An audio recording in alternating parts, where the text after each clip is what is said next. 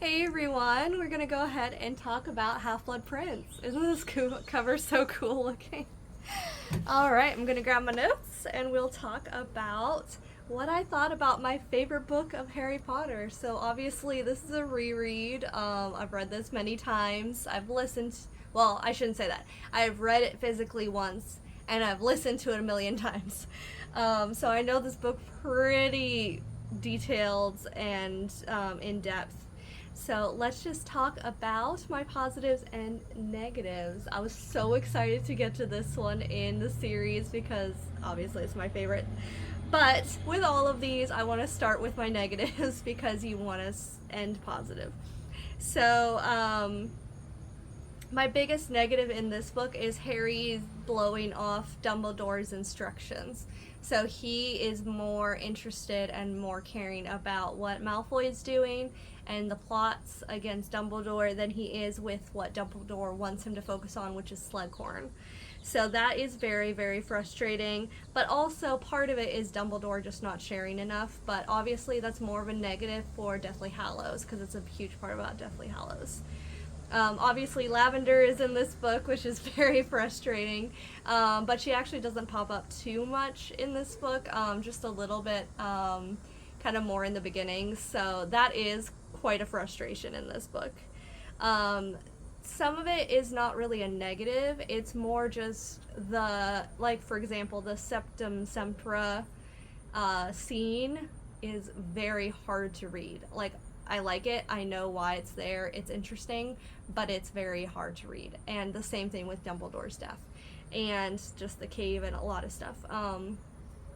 So that is the main negatives. I think I'll also just add Ron and Hermione even after Lavender gets annoying. So it is kind of cute, like the poisoning is the reason why they like start talking again, but they do snip at each other a lot in this book, which is very frustrating. Anytime when the trio is not getting along, I call that a negative. But can we please talk about the positives? Though I have ranted a million times about this, so you might be just tired of it and you don't want to hear it, which is understandable. But hopefully it's been long enough that I can still just say the positives. The beginning of this book is absolutely incredible, flawless, amazing. All the other books have really annoying recaps. They have really, really slow Dursley sections. But this book does not have that. It is amazing how well this book starts. It starts with the Minister of Magic talking to the Muggle Minister, and it's just an incredible scene. Yeah, no more recap. Another great thing in this book is Ginny. She has so much personality and she's so great in this book. I love Ginny. She gets really sassy and she really helps out, and I just really love her in this book. Also, Slughorn is funnier in this book than I remember, which is a really weird thing to say. Yeah, he's hilarious in this book. He is very full of himself, but in a very comedic way. The pensive excursions are really cool, really creepy, but like creepy in a really good way, and you really like have to think through them, and they're really important for the next book, which I love.